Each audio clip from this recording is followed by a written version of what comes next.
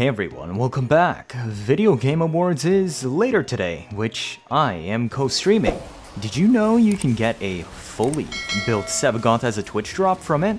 Well, those drops will also be active on my stream later today when we watch it together. I've got you covered with the easiest, lowest Forma, simple Sevagoth Nuke build done by his own kit. Today, we're looking at Sevagoth Reap and Sow revamped. It's a rather simple build, really, and entirely dependent on the companion rework. There has always been a few problems with Sevagoth to make his kit move super smoothly. His shadow had supremely powerful claws with force proc slash and super high damage, but awkward hitboxes and animations. It did have an amazing grouping skill, but if you didn't want to use his claws, it was extremely clunky going in and out of his shadow to use the grouping skill.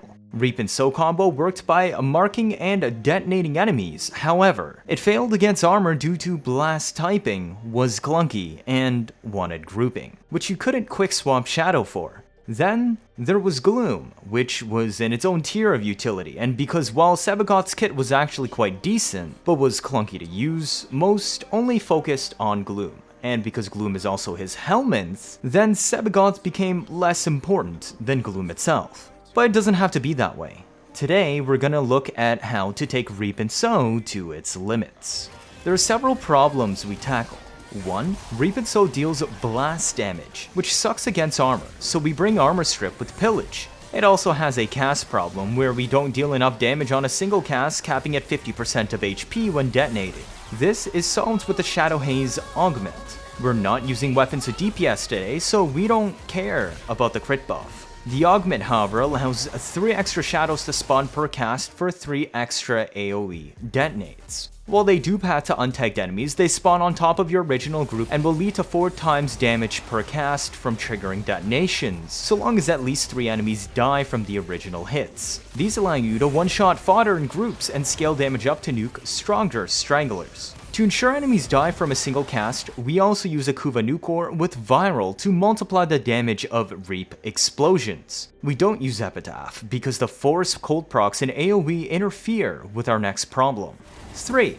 The Reap explosion is only 4 meters in radius and is unaffected by range, but it has 0% falloff across the entire hitbox. Therefore, grouping is extremely important. But we already used our helmet for pillage. This is where the companion rework comes in, and I'm sure you've seen it a lot now, but Nautilus Cordon Span with Manifold Bond grants us a 30-meter pull that goes through walls. It aggressively drags things in constantly, and doesn't cause any ragdolling issues with hitboxes. This ensures we always have a bunch of enemies grouping together, and in the right rooms. Makes it so as soon as you kill one group of enemies, another pile immediately takes their place. This leads to so much DPS that it is possible to easily one-shot stripped acolytes with it, while still putting a massive dent in fully armored acolytes. You do want to make sure to pick tile sets that allow you to pull enemies towards you without them getting stuck on walls, since Reap and Sow is extremely dependent on enemy density.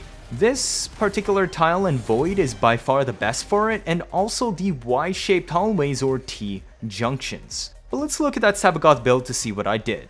First, I want to point out the Archon Shards. You have 2 options today, and they are essentially mandatory. You need either plus 20% strength in red shards or plus 30% strength in red shards. The one you pick will determine whether or not you're able to fit a range mod on. There's also optional energy max or casting speed too as well. Extra range is not mandatory, but does help the build to flow better and more tolerance on nuke chaining. I showcase with only plus 20%, but will explain how the build will change. Regardless, today's build only costs 2 Forma total to build out Sevagoth since we ignore his shadows and claws. The most important part of this setup is running corrosive projection and garbage duration.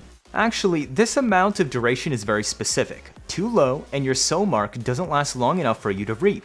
Too long and you have a different problem where you cannot cast Sow again when you want. Roughly 30 duration gives you 3 seconds to cast your 1 after you cast your 2, which is perfect. The Shadow has an 8 meter radius hitbox by default and travels forward at 10 meters per second.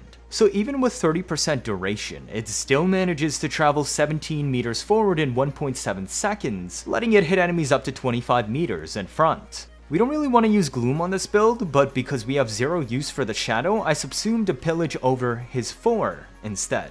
That's right, we don't care about Shadow or Claws on this build. If you'd rather have a Shadow, then get rid of Gloom instead. However, Gloom can be useful to stall acolytes if needed, and this is perfect because it means we can slot fleeting expertise to stack efficiency on an ability nuke build, and even run transient fortitude for more strength at expense of duration. This is a Hell Tank setup, sourcing survivability entirely from adaptation and Arcane Blessing to reach 1570 HP. The constant grouping from Cordon, crowd control from my new core, and blowing everything up from Reap and Sow will minimize the incoming damage. Shadow Haze does not need to be ranked because that only scales up the crit chance, whereas it always produces up to 3 additional shadows no matter what. Equilibrium is enough to fund your energy economy, but if you still have issues, I would suggest running Energy Max Archon Shards. We needed enough Strength Archon Shards to hit 228 Strength, so that Matarai combined with Molt Augmented reaches 328, which is the breakpoint for a Corrosive Projection build to full strip with 1 pillage cast. The high strength also buffs the damage of Reap itself, making it easier to kill enemies off to start the AoE cascade of Shadow Haze. Prime Sure-Footed prevents us from being knocked around, which is pretty useful due to the amount of aggro we pull towards us with Cordon. Do keep in mind Cordon also drags around Xmas enemies, meaning their abilities will be in your face, but also remember that Pillage can fully cleanse status effects. Alternative modding discussion time.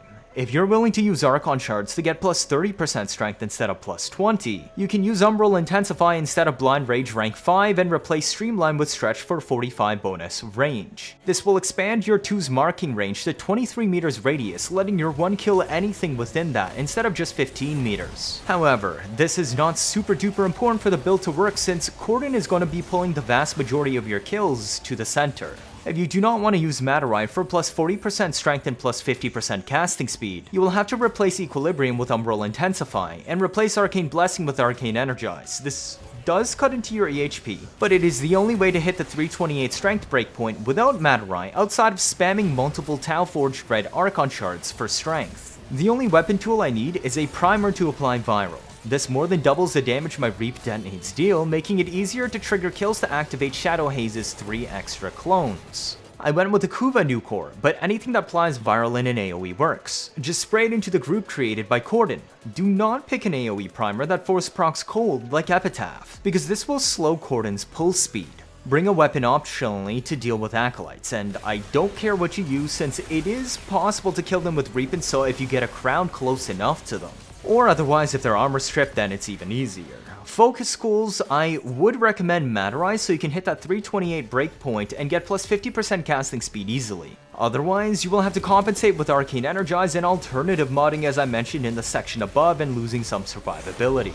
The Nautilus build itself is very stock and the same as the vast majority of my previous builds including Nautilus synergies. All you really need to know is that mod hierarchy matters, so we want the most important precepts on the top row and towards the left. Tenacious Bond is optional on the Sevagoth setup and does nothing. Reinforces for proccing reload shields from holster tech if needed to keep your Nautilus alive. You will not be able to proc the plus 60% fire rate since our Nautilus won't reach 1200 shield max. Our primer weapon will easily proc the 3 status effects needed to activate Manifold Bond when Reap and Sow Nuke. Guardian is universal, but unnoticeable since we're running a Hell Tank setup today. Vacuum and Primed Regen are self-explanatory. How to use? Cast Pillage when tagging enemies with your primer.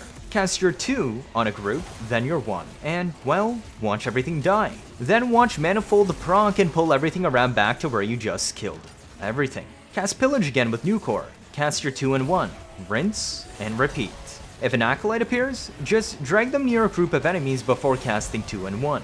Pillage can only remove Acolyte armor after their shield is fully removed. Remember that Pillage will not full strip enemies in a single cast until you reach 250 kills for a fully stacked Molt Augmented. Cheers! If this is your first time watching, feel free to leave a like or better yet subscribe. Let me know your thoughts down in the comments. 79.5% of you are not subscribed. I'm trying my best to get you new information out always as soon as possible, like I've done with the Dagath update and companion rework. Stick around if you want to see interesting memes and builds on a nearly daily basis. You don't miss out on any of that, do you? That'll be it for this video. Thank you all for watching and see you all next time.